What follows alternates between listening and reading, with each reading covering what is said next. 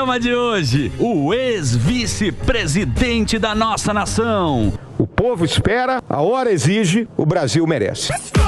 General da Reserva e atual senador da República pelo Rio Grande do Sul. Mais de 45 anos a serviço das Forças Armadas do Brasil. Brasil! O brabo e flamenguista Hamilton Mourão. Muito bem, General Mourão tá aqui com a gente no Instagram, General Mourão, né? É isso mesmo? Rede social, General Mourão, e o Twitter também. Obrigado pela sua presença. Pela primeira vez, o nosso senador está aqui hoje. Senador ou general? O que você prefere? Qual patente você prefere? Eu vou dizer uma coisa pra ti aqui. Senador eu estou. Sim. Em general eu sempre vou ser. Exatamente. Mas, na minha adolescência lá em Porto Alegre, meus amigos, meus primos, todos estudavam em colégios civis, eu era o único do colégio militar, que cortava cabelo até aqui em cima, tal coisa. Hoje não, hoje é bacana todo mundo usar cabelo curto, né? Mas naquela época não.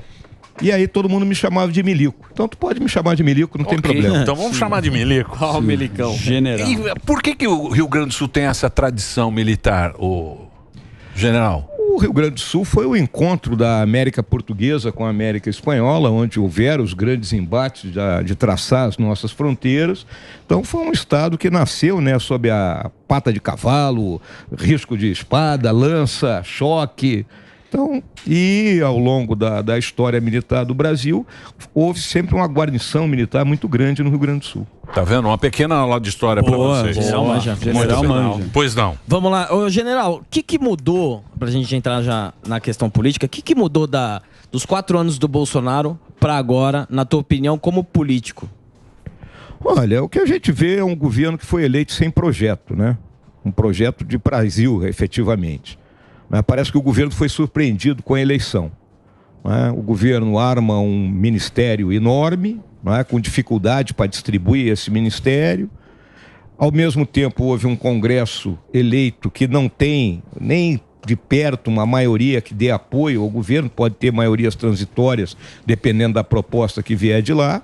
Uma dificuldade grande e, mais uma vez, eu enfatizo, falta de ideias. Tem que entender que nós estamos na terceira década do século XXI. Eu vejo o presidente da República pensando ainda no século XX. Ele está ultrapassado nas suas ideias e nós precisamos fazer andar. O país precisa andar sob pena de nós continuar marcando o passo que já estamos há 40 anos, com todas as dificuldades para gerar emprego e renda e melhorar a vida da população. General, talvez do ponto de vista econômico, o maior problema do governo Bolsonaro foi a falta da reforma tributária. Não que não fosse vontade dele ou do Paulo Guedes, mas não saiu. E agora há de novo uma discussão.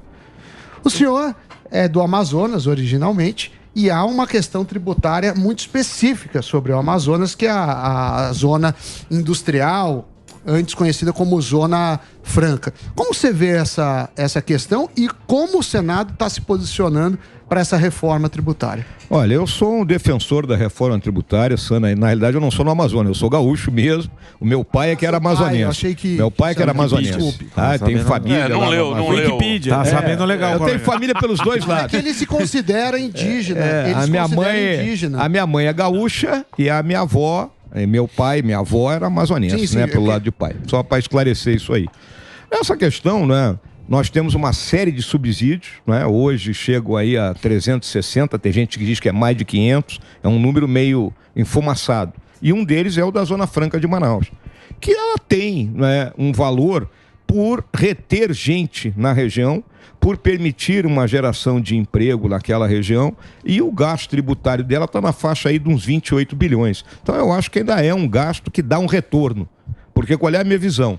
Quando eu dou subsídio para algum setor, esse setor tem que me dar retorno. Ou ele é intensivo em mão de obra, gera emprego e renda, a Zona Franca é assim, ou é intensivo em tecnologia, pesquisa, desenvolvimento. Quem não está fazendo isso é que eu tenho que recuperar. Agora, a reforma vai ser uma discussão longa, os estados estão ponderando, as grandes cidades estão ponderando, e eu julgo que nós temos que buscar o bom. o ótimo vai ser difícil. Porque todo mundo quer ver só o seu umbigo, né? Sim, esse é que é o problema, né? Ninguém tá olhando o Brasil, tá tudo bem. Tem gente que paga lá em cima, tem gente que paga aqui embaixo, então você tem que chegar no meio termo. Agora, quem vai perder, quem vai ganhar, todo mundo vai espernear nisso aí.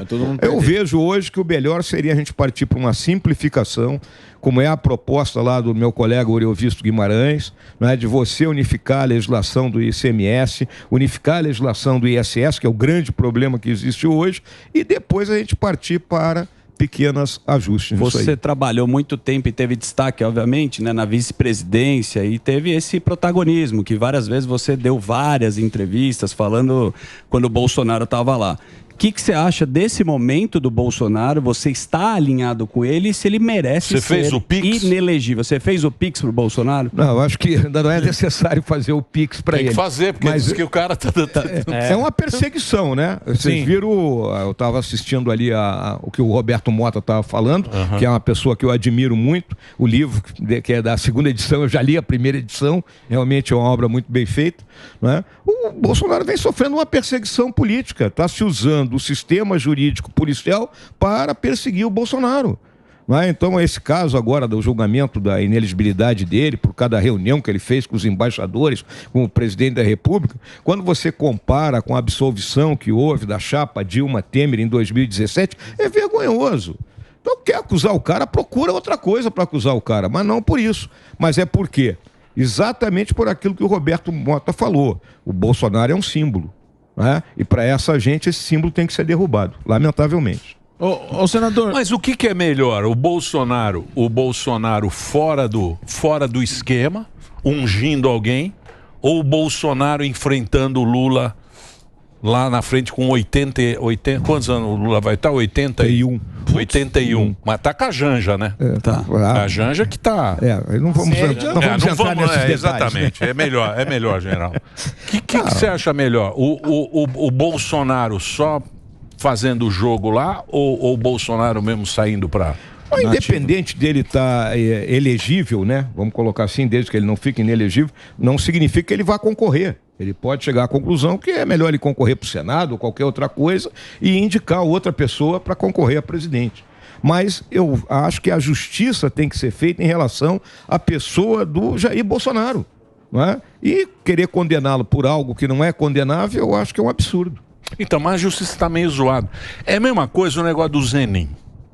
O Zenin, se você pensar, imagina amanhã, você liga a televisão e você vê lá nos Estados Unidos, que é mais ou menos parecido, que o presidente indica a Suprema Corte, chega lá sei lá, qualquer presidente americano fala, olha, eu vou indicar para a Suprema Corte americana o meu advogado.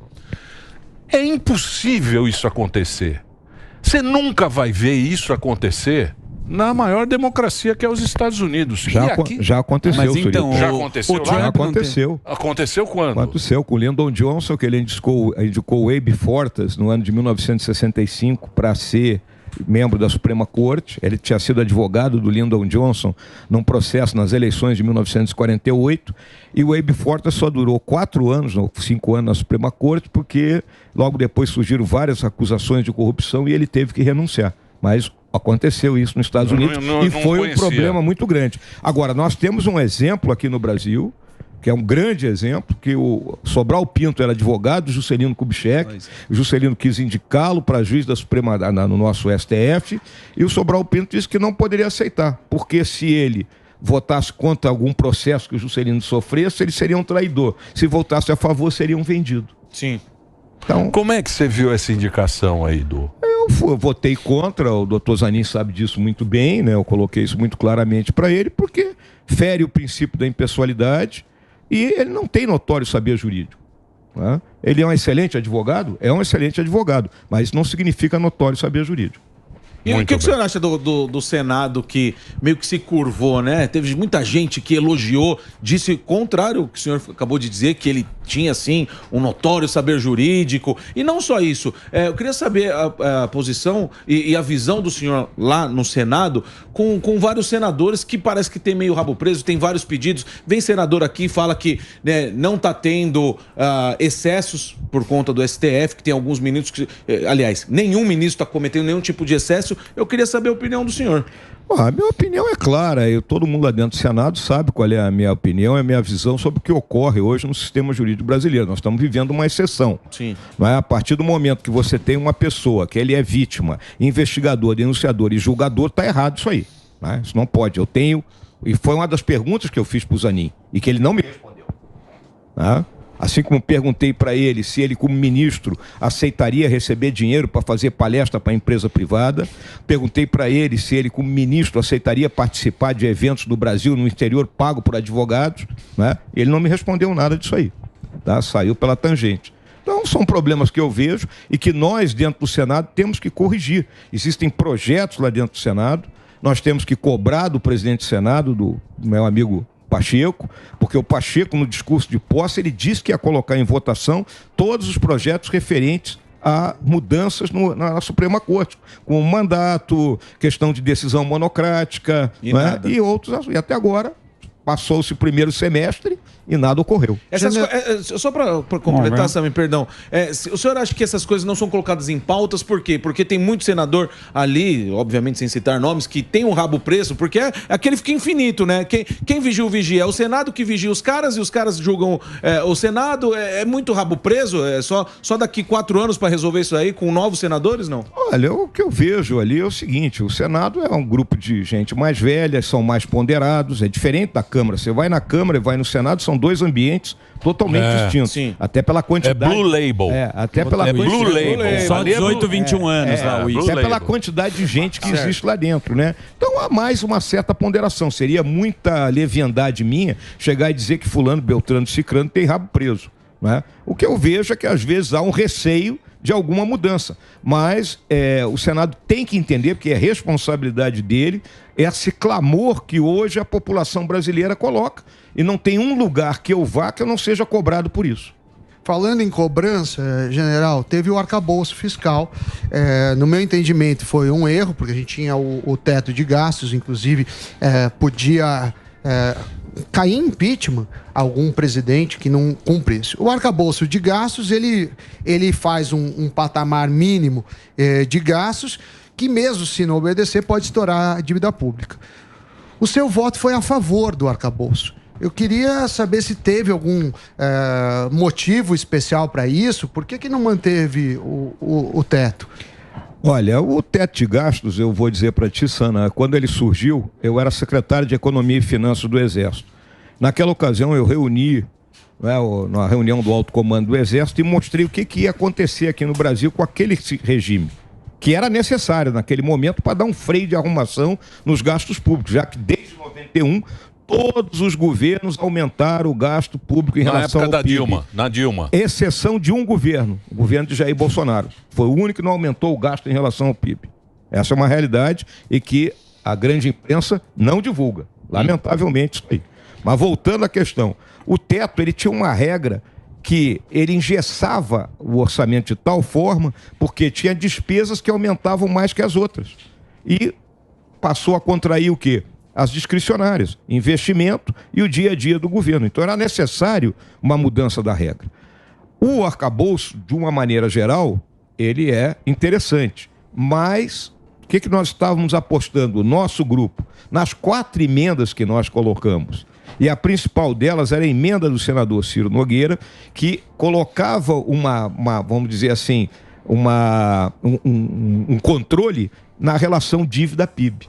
E, lamentavelmente, nós perdemos. Só tivemos 35 votos nessa emenda.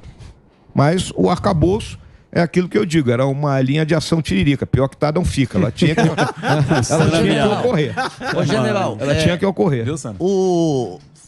O Maduro chegou aqui e... Ô, Fuzil, tu não estava na rua, tio? Boa tarde, senhor. Eu vim aqui para ver o senhor. Fuzil Eu vim aqui para ver o senhor. Não rendeu o cabo Fuzil. É o cabo Boquinha. Tenente Boquinha. Eu sou o caos a cada 2 segundos. Mas, general, vivemos um amor, o país viveu um amor, um romance entre população e força armada e tal, que nunca se viu. Pelo menos não na minha geração. E aí o Maduro veio e aí batia a continência para aquele cara e tal. E aí, de repente, a população começou a se revoltar de novo contra a Força Armada e tal. Como o senhor vê uma atitude dessa? E o senhor vê ainda se a população acredita e vive essa lua de mel com a Força Armada brasileira? Olha, são questões cíclicas, né? A Força Armada, ela não é para ser amada, ela é para ser temida pelos adversários, obviamente, né? E nós tivemos uma construção muito grande aí ao longo dos últimos 30 anos, vamos colocar assim, de uma imagem extremamente positiva, e que agora, com esses últimos acontecimentos, uma parcela da população esperava que a Força Armada desse um golpe, né? O que era impossível, inimaginável, porque ia lançar o país num caos. Nós seríamos sancionados, nós não tínhamos apoio externo nenhum, e, consequentemente, a Força Armada agiu dentro da institucionalidade, preservando o tripé que sempre se falou, da estabilidade, né, da legalidade, né, e, obviamente, da legitimidade da Força Armada para agir. No caso que você citou, do Maduro, né, o Maduro foi convidado pelo Lula como chefe de Estado. E aí, o americano tem um ditado que a gente gosta de repetir, né? We salute the man, we salute the rank, not the man. Né? Então a gente faz continência para o posto, mas não para a pessoa. É o que aconteceu. Uma barbaridade. Agora você, como general... Pô, mas é ruim, né? Ruim, vem o Maduro. É ruim esse ditador vindo aqui, né? Nicarágua agora vamos ser. Foi uma bola fora do presidente Lula, eu acho, vou dizer para vocês, com toda sinceridade. Nós não podíamos deixar de ter um relacionamento... Fala a dancinha do Maduro. Eu morei 2 anos na Venezuela. Eu assisti o início dessa debacle toda aí. A relação com a Venezuela a gente tinha que ter embaixada lá, um adido militar, porque faz fronteira com a gente, aí não podia ficar um de costa pro outro. Agora, receber o cara e endeusar o regime do cara, aí tá errado. Todo general tem uma missão. Eu acredito que a sua missão na política também me parece a presidência da República. Isso já foi muito falado, discutido, e até uma rivalidade que criaram ou não entre você e Jair Messias Bolsonaro. Como é que se enxerga? É uma missão a presidência? E naquela época, quando falavam, não, o Mourão quer pegar o lugar do Bolsonaro. Sim. Como que você enxerga tudo isso? Olha, todo mundo sabe, né, que eu jamais, né, tive a veleidade de querer o lugar do presidente Bolsonaro. Eu fui com ele na chapa como vice-presidente e sempre cioso do qual era a minha responsabilidade, né? E muitas vezes ser a espada do presidente, outras vezes ser o escudo dele. É óbvio, nós temos um objetivo comum, mas cada um tem um trajeto para chegar lá. E eu nunca tive essa ambição de ser presidente da República. E não me vejo agora, né, com todas as especulações que são feitas, numa possível candidatura para 2026. Até porque o meu partido, Republicanos, tem o governador aqui de São Paulo, que é uma pessoa que já começa a se destacar, é um quadro jovem, né? O Tarcísio vai chegar aí a 2026, acredito, com 50 anos, 50 e poucos anos de idade, que eu considero uma excelente idade, né, para você ser presidente da República. E com tudo isso que o senhor falou agora, teve uma época que a turma falou assim, o Bolsonaro falou uma coisa, o Mourão vem quando tem oportunidade na imprensa, desfala aquilo que o Bolsonaro falou. O senhor acha que muitos bolsonaristas colocaram a pecha no senhor de traíra por conta de quê? Olha, a primeira coisa que aconteceu aí foi o meu discurso no dia 31 de dezembro, onde eu procurei atingir 4 objetivos, né? Eu procurei mostrar o que o nosso governo tinha realizado, um governo que tinha enfrentado uma pandemia, nenhum outro governo na história do Brasil, a não ser lá em 1918, 19, na gripe espanhola, né? Nós enfrentamos isso, né? E os feitos do governo, né? Queria colocar que as Forças Armadas, né, estavam agindo, porque eu estava vendo todos os ataques que estavam sendo feitos, tinha que defender as nossas Forças Armadas, né? Alertar para o povo brasileiro que no dia 1º de janeiro assumia um novo governo, mas não tinha troca de regime. Ficar claro isso para a turma que estava assumindo o governo. E as pessoas que estavam nas ruas entenderem que tinham combatido o bom combate e que guardassem a fé. Em relação a isso, teve teve gente, desculpa, polêmica. Teve gente que não entendeu. Sim. Não é? Achava que naquele dia eu tinha que ter dito, então, atenção, mas assumo tudo aqui, amanhã ninguém entra no governo. Mas isso aí partiu da onde, general, essa turma? Porque a gente sabe que sempre quando muda um estilo de governo, tem isso, tem a frustração e tal. Mas aqueles áudios, Os caras mandavam uns áudios. 72 horas. Daqui 72 horas. 72 horas, as armas estão chegando. Porto de Santos. O que eu vejo é... Da onde saiu da onde saiu isso aí? Olha... Você tem as fontes lá? Olha, não, Surita, eu não estou afastado da atividade de inteligência, esse é um trabalho de inteligência, né? Eu, como vice-presidente, eu não tinha acesso a isso. Isso era uma questão do assessoramento direto ao presidente da República. O que eu vejo é que existe, né, um grupo que é mais inconformado e que julga que as coisas deveriam ter acontecido de outra forma. Mas teve uma polêmica e você chegou, eu queria saber como está a sua relação com o Bolsonaro e com os filhos dele. Por quê? Porque teve tá aqui no jornal Extra, que você mencionou que você... Não, tem que dar fonte, porque vai que é mentira o que os caras estão escrevendo, não é apuração minha do Extra. Que você, sim. Qualquer coisa. Qualquer coisa, o Extra. Se a pergunta não for boa, se for boa, é do Sana. Ele escolhe. Deixa o Sana fazer. Você pega o CNPJ do Extra e processa também, não sei. Vai, Sana. O que aconteceu? Você teria falado que o presidente Bolsonaro assumiu um erro da equipe em relação àquele vídeo que ele falou na live, aquele vídeo que eu sugeri a altos golpistas, eu estava sob efeito de morfina. E aí, o Carlos Bolsonaro respondeu: acho que esse tal general esqueceu que há endereços de IP e tudo mais quando as pessoas publicam ou agem de má fé, sem surpresa visto deste. Então eu queria saber como está o relacionamento com o Bolsonaro e família Bolsonaro.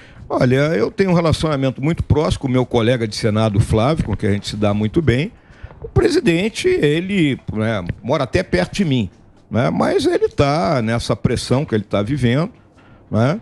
O Eduardo da Câmara eu não tenho praticamente converso com ele, eu já conversei. E o Carlos está no Rio de Janeiro, né? Então, eu acho que não é muito amigo. É um relacionamento, vamos dizer assim, normal. Agora, com o Flávio... Normal não é assim também. Normal, como eu digo assim, não é nem de abraços, de respeito. É de respeito mútuo, é isso aí. Agora, queria fazer uma pergunta pro senhor, senador. O senhor fica ali próximo ao meu gabinete. Aqui, Sérgio Moro perguntando pro senhor, queria a sua opinião sobre o Deltan Dallagnol, o que aconteceu com ele, e se vai sobrar algum deputado de direita, e estão vindo para cima de mim, querem pegar o meu mandato, quero saber do senhor, como senador, se o senhor votaria para eu ficar. Olha, eu tenho grande apreço pelo Sérgio Moro, eu acho que o Sérgio Moro ele teve um papel importantíssimo aqui na história recente do país. O que aconteceu com o Deltan é o absurdo, né? O camarada, pessoas condenarem o Deltan em 5 minutos, ou menos do que isso, né, sob o argumento de que ele antecipou a saída dele do Ministério Público para concorrer à eleição, porque poderia, né, ser, né, caçado ou condenado numa sindicância. Foi até que eu falei que o ministro relator, eu ia pedir os números da Mega Sena para ele, já que ele tem essa bola de cristal para saber essas coisas. Então foi uma justiça, né, flagrante, o uso da lei, né, de forma enviesada para condenar alguém. Então, uma vingança isso. E em relação ao Moro, né, ele tem meu total apoio, ele está enfrentando também um problema, um processo lá agora vai subir para o tribunal, já que o Tribunal Regional Eleitoral lá do Paraná o absolveu. E agora a questão está subindo para o Tribunal Superior Eleitoral. Mas de absurdo a gente vai para onde, senador? Pois é, aí é que eu volto a dizer, é o papel do Senado, né? O Senado vai ter que, em algum momento, entender que é que nem aquela máxima, né, do judeu, né? Ontem levaram o meu vizinho, anteontem levaram o meu vizinho, ele era comunista, eu não sou comunista, não dei bola. Sim. Ontem levaram o fulano, ele era católico, eu não sou católico, não dei bola. Ontem levaram o protestante, hoje me levaram. Mas o que falta para essa turma? Porque a gente vê, o povo não aguenta mais, todo mundo já de saco cheio, cobra, os caras liso. A turma tá muito lisa. O que falta para essa turma tomar uma ação? Porque o senhor falou, eu não vejo como rabo preso. Se não é rabo preso, é o quê? É falta de vontade de trabalhar, não? Eu vejo é que lá dentro nós temos que pressionar mais, o nosso grupo tem que pressionar mais, nós temos que estar mais bem organizados nessa pressão e principalmente convencer o presidente Pacheco a colocar o processo para votar. Isso aí tá difícil. Tá lá. Então, se a gente perder no voto lá dentro, ok, mas pelo menos nós... Tá em pauta. Botar em votação. Botou em pauta. Mas o problema é o cara. Ninguém quer perder poder, né? Isso é que é um negócio, né, general? Mas tu não vai tirar poder. Agora a Suprema Vai tirar. Corte, ela Quem tem tá mandando? Ela tem que se disciplinar, né? Não é possível tu vê, agora tá todo mundo lá em Lisboa para esse evento do Gilmar Mendes. Quem é que tá pagando isso aí? Nós. Exato. Os trouxas. Quem é que tá pagando? E a conta não é barata. Quer dizer, o cara sai do Brasil para discutir Brasil em Portugal. Pô, isso parece piada, né? É isso aí. É igual piada. Comida é boa, general. Comida é ótimo, maravilhoso. Vinho maravilhoso. Mas paga do teu bolso, né, tio? Fazer o break rapidinho. Ó, General Mourão, o Instagram dele é @General Mourão. O Twitter também, General Mourão, para você seguir nas redes sociais. A gente vai fazer um break só para rede de rádio. Muito bem. É isso aí. Quem quer fazer pergunta? A pauta do combate à corrupção, a gente sempre falava, Lava Jato, caramba, agora parece que a corrupção não existe mais no nosso país, né? Não acontece mais absolutamente nada. E analisando agora também, tem a história do Lira. O Lira, uma hora ele faz um acordo, ele liga pro Lula, depois ele muda o discurso. Como é que você avalia essa parte de corrupção e como é que você acha que vai tomar pro Brasil? Olha, a corrupção ela é um mal que existe no mundo inteiro, né? Ela é endêmica, né? Sempre onde tem alguém que quer receber algum benefício e quer abrir mão, vamos dizer assim, da ética e da moral, vai haver um outro para pagar, né? Então, o importante é que você tenha uma legislação eficiente e que puna essas pessoas. Então, nós tivemos um momento de punições aqui e aí, de uma hora para outra, isso, né, entrou numa descendente, houve uma reação, vamos dizer assim, pelo lado daqueles que se julgavam atacados, punidos, seja lá o que for. E agora nós estamos naquele momento meio pastoso. Mas... Muito pastoso. E aí você vê, você citou o caso do Arthur, né? O Lira, ele adquiriu um poder considerável como presidente da Câmara de Deputados, teve das mais expressivas votações, acho que nenhum outro, né? Teve a votação que o Lira teve, né? E agora o que é que começa a aparecer? O uso, né, vamos dizer, de instrumentos, né, políticos, policiais para pressionar o Lira, né? Ô, Mourão, Esse que é o problema, né? A ficha que o cara tem, né? O rabo preso, né, Milhão? Tem muita sempre que você for, queridos, sempre que você for votar em alguém, olha a capivara. Puxa antes. Pode servir para relacionamento. Com muita força. Se o cara tiver uma capivara extensa, pode ser pequena até. Não é a filó. Melhor não. Melhor emprego normal. A capivara lá. A capivara é complicado. Ô, general, o Zuckerman lembrou da questão da Lava Jato. A gente tinha aquela esperança que alguma coisa ia mudar na política. Com a Lava Jato, com impeachment e tal, fazendo novas eleições, colocando um presidente de direita, alguns candidatos, alguns deputados e senadores de direita, tinha essa aspiração de que algo ia mudar. Só que hoje a gente vê o presidente, uma eleição muito estranha, o presidente chega, o presidente é o que tinha sido condenado, e agora todos os parlamentares de direita, alguns perdem rede social, influenciador de direita perde o seu canal para conexão com o povo. A gente está retrocedendo, para desanimar, porque a gente está retrocedendo, tudo está voltando, tudo que estava quase sendo resolvido na Lava Jato voltou. Como é que a gente fica nisso? Olha, eu sou um eterno otimista, viu? Eu vi bastante, né? Atravessei essa fase do Brasil todo. Eu sou de uma família, né? E aí é importante dizer que, quando nasci, meus pais já eram mais velhos, né? A minha mãe era uma pessoa de uma cultura muito grande, então a minha casa sempre foi um centro de discussão política, né? Então eu vim entendendo todo o processo que o país está vivendo, né? Então não é para a gente pegar e desesperar e achar que nós não temos solução. É aquilo que eu chamei de uma vez das aproximações sucessivas, né? É um processo, né? Nós vamos depurando até a gente chegar num ponto onde nós estaremos numa situação vamos dizer, com nossos representantes efetivamente, né, fazendo o trabalho que eles têm que fazer dentro do Congresso Nacional, dentro das Assembleias Legislativas, dentro das Câmaras de Vereadores. Agora, o Brasil é um país muito grande, muito desigual, né? Então não é simples as soluções aqui para o Brasil. Mas como senador, que o senhor falou assim, tenho esperança, os parlamentares exercendo suas funções, porque a gente só vê a corda esticando e nunca afrouxa, nem um pouquinho, nunca afrouxa. A turma tá vendo, todo mundo tá vendo, acompanhando e a gente tá desesperando. Tá desesperando e... Que é isso, gordão? Desesperando calmamente. Calmamente. Mas estamos desesperando calmamente. Eu estou desesperado, mas com muita parcimônia. Mas não tem como não desesperar. Não se desespere assim. Rapidamente, ficar que nem um louco, sair correndo. Judite. Não, mas a turma tá desesperando e tá vendo o quê? Que a corda só estica e nunca afrouxa, nunca. Não tem como a gente criar uma esperança por se mais de 300 mil volta no Deltan e o cara é caçado. E essa perseguição a gente vê que é só do lado da direita. Como não desesperar vendo só a corda esticar e não afrouxar nem um pouquinho? É porque, volto a dizer, compete a nós, lá dentro do Congresso Nacional, na Câmara nós temos força, o Senado é mais diluído, mas a gente tem que ser mais efetivo, mais ativo, não é? E irmos convencendo. Não é? Existe um grupo de centro ali que você tem que convencer a vir para o nosso lado para que essas medidas que a gente julga necessárias para o avanço do país sejam votadas e a gente consiga, né, sair desse lodo, né, que a gente está preso. É a responsabilidade nossa. Boa. Agora quero ver se responder a pergunta do Fábio Gueré, nosso roteirista, que é uma pergunta espetacular. Veio de camuflado hoje. Não é uma pergunta, tem uma pergunta chata, maluco hoje. Né? O senhor foi vice-presidente de um governo onde praticamente todos os ministros, eles eram ministros técnicos e sabiam assim do que se tratava a pasta que eles estavam cuidando. No governo de hoje a gente vê que tem alguns ministros assim que não tem condição de ser caixa numa quitanda. Verdade. O que o senhor acha dessa comparação? Olha, foi aquilo que eu respondi na primeira pergunta aqui a respeito do atual governo, né? O governo criou esses 37 ministérios dele aí e saiu distribuindo. É um Frankenstein, né? Sim. Né? Agora bota uma cabeça aqui, bota uma bunda ali, porra, e aí vai montando aquele Frankenstein. É ruim para o país. É péssimo para o país.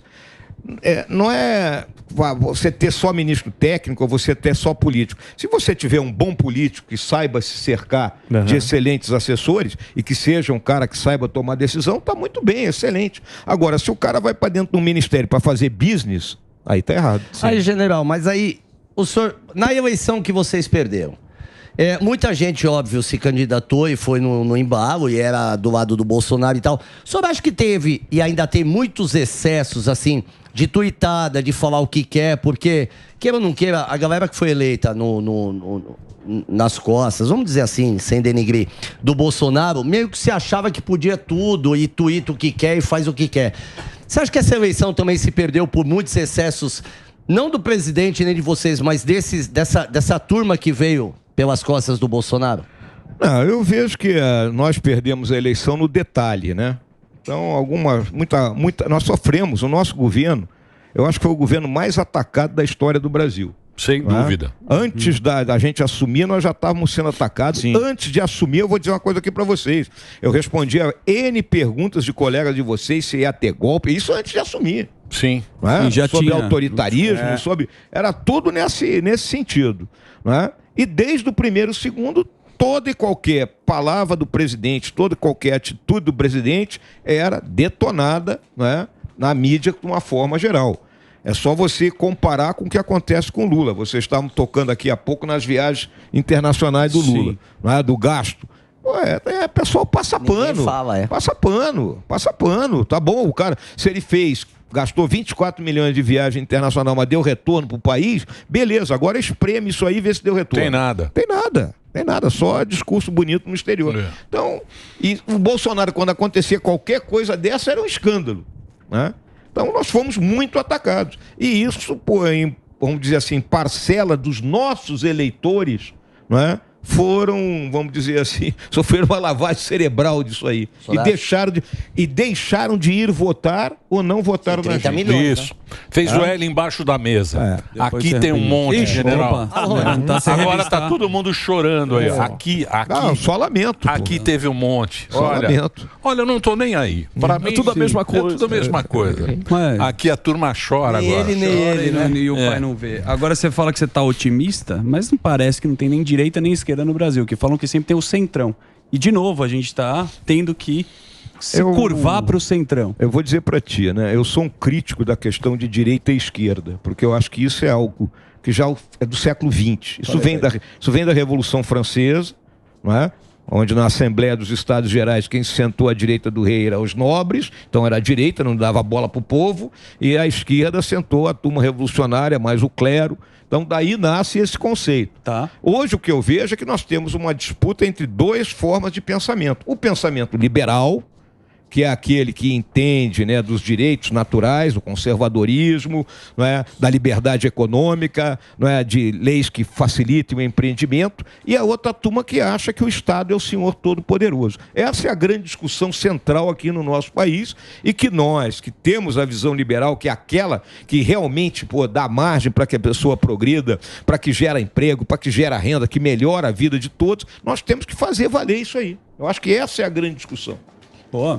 E falando nisso, general, a gente teve sempre manifestação do pessoal da direita quando queria aprovar alguma pauta, seja na Câmara ou até no Senado, e agora, depois do 8 de janeiro, as pessoas elas ficaram em casa estão com medo de se manifestar. O que o senhor está achando da CPMI do 8 de janeiro e se o senhor acredita que o povo ainda pode e ainda vai voltar para as ruas para se manifestar? Em primeiro lugar, eu quero deixar clara a minha visão do 8 de janeiro, né? Quem quer dizer que o 8 de janeiro foi uma tentativa de golpe de Estado no Brasil está de brincadeira, né?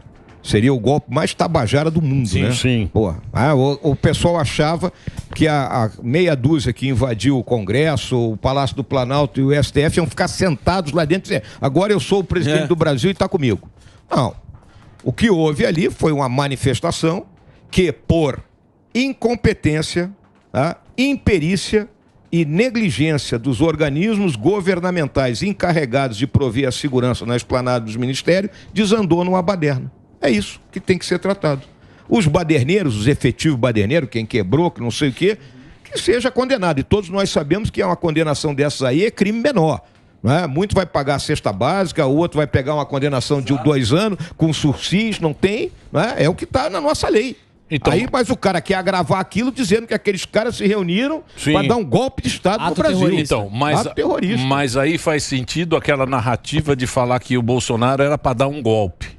Ele já termina com uma tentativa de golpe. Nada, o Bolsonaro não tem nada a ver com isso aí. Então, não, eu digo para especificamente da CPMI, o que está acontecendo ali? Tem aquele grupo lá da turma do governo que quer provar que o Bolsonaro era o responsável era uma tentativa de golpe. E o nosso lado tem que deixar muito claro o quê? Que o governo deixou de agir. Eu até posso dizer aqui o seguinte, né?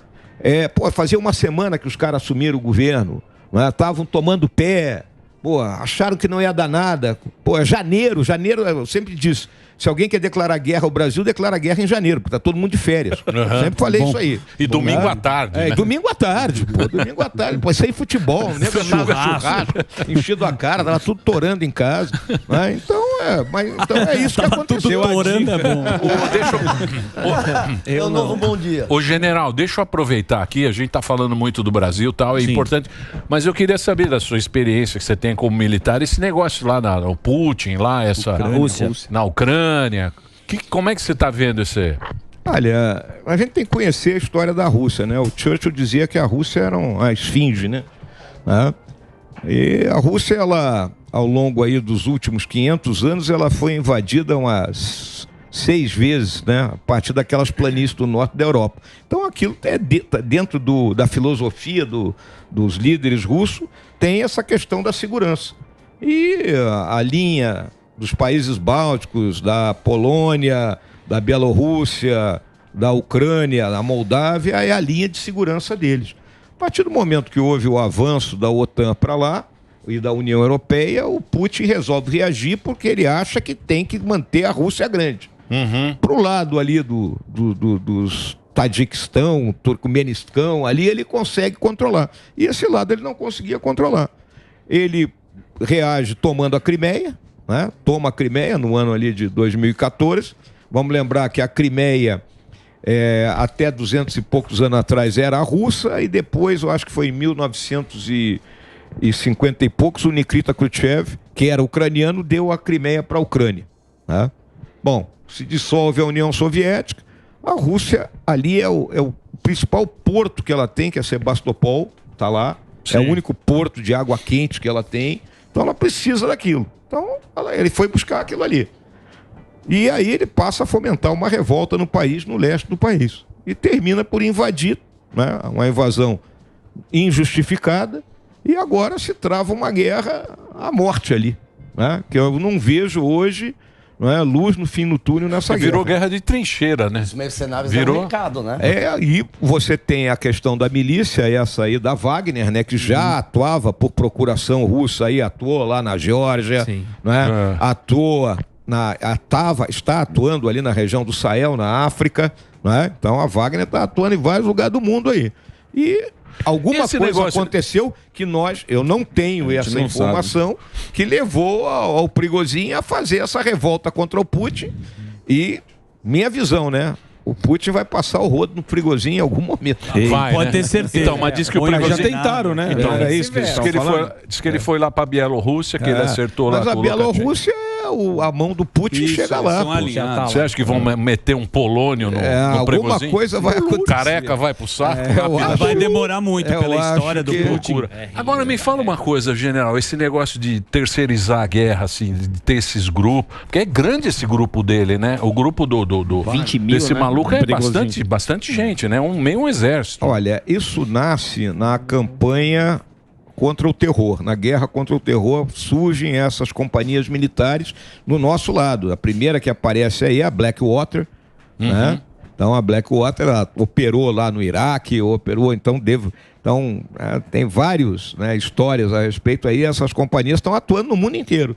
E óbvio que os russos também fizeram a dele. Claro. Né? Mas o que você acha disso? É aquela história, tem uma porção de gente hoje que quer guerrear.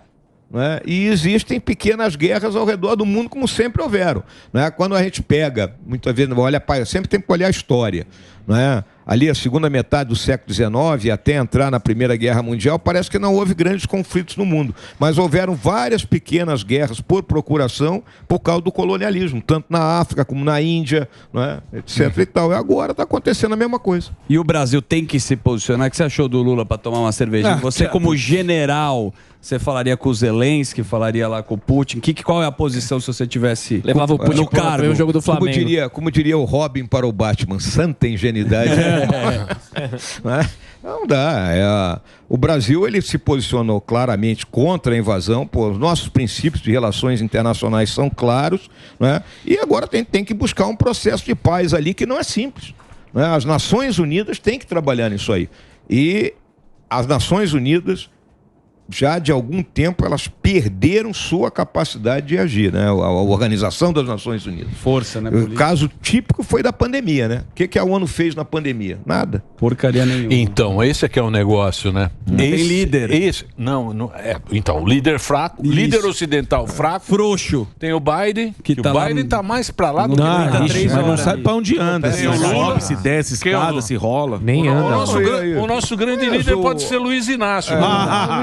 Pode fazer uma conjunção Silvestre. Janja. Pode ser que a Janja. O Janjo. Aí, ó. Não é? Pode ser a Janja. Ou a Michelle. O líder do Ocidente pode ser a Janja. Opa, o Madurão toma conta de tudo. Não é? Essa é a nossa líder. Segue o líder. A Michelle, ela construiu uma imagem muito positiva, né? Eu acho que ela é uma pessoa que eu nunca tive grandes conversas com ela, mas eu sempre vi que ela é uma pessoa que presta muita atenção nas coisas e que ela entendeu um caminho e que ela se apresenta dentro daquele caminho bem... Né? Perigoso. Chamou a 10, hein? Perigoso pro Bolsonaro, né? Eu acho que se ela, por exemplo, se ela virar presidente do primeiro damo, puxar o tabaco, vai lá o Bolsonaro vira primeiro damo. Vai servir café. Jogando dominó. Tá certo? Comendo churrasco. Comendo pão com leite condensado aí, tá certo? Aí, pô, acho que ele vai ficar bem, pô. General, agora eu queria fazer uma pergunta também, talvez. O comando maluco. Só a mais difícil. A mais difícil. Pergunta que ele já respondeu. Calma, Dedé. Respondeu a meia hora. Deixa o comando maluco. Só fica caladinho vocês aí. Deixa o Lula Então, a pergunta agora é: Sampaoli tá dando conta ou precisa do Jorge Jesus mesmo? Olha, a questão do Flamengo é a seguinte, né? Os nossos jogadores ali, pelos quais eu tenho um grande apreço, eles têm que parar de se comportar como Cone e correr mais. É só isso, pô. Mas ganhou do Sana. Mas você acha que tem muito Cone no time hoje? Isso. Não, aquele jogo contra o Bragantino foi 11 cone, né? 11 cone. Forno também. Ontem o Santos, que não tá bem... ali foi uma grande pelada. Suaram pra ganhar. Foi jogo do aterro do Flamengo. Suaram pra ganhar. Vem não, general. Peladão. O sonho do Flamengo é ser o Santos. Tanto que só contrata o jogador do Santos. Ainda que é o Ângelo. Eu acho que pior é ser vascaíno hoje, hein?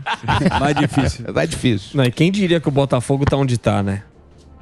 Agora virou o quê? Que clima, né? Futebol, Meu Deus, depois do intervalo no pique, tem muito mais palestra. O Mourão foi um belo zagueiro. Meu Deus, depois no pique. É monstro. O Mourão jogava futebol com o Eddie Jones. Sempre fui perna de pau. Qual é o lugar do perna de pau? Banco de reserva. Não, o goleiro. Pegava tudo aqui, irmão. A grande vantagem é que era o primeiro a ser escolhido. Muito bem. Ô, general, obrigado pela sua presença. Nada, eu agradeço. já tinha... Um papo sempre é muito bom com o general, muito gostoso conversar com você. Obrigado. Primeira vez que ele está aqui no Pânico ao vivo, batendo papo com a gente. O Instagram, General Mourão. Twitter, @General Mourão. Muito obrigado pela sua presença. Obrigado aí, pessoal. Um abração para todos aí. Bom trabalho. Fala bom dia aí. Fala bonito. Fala bonito. Bom dia! Muito bem.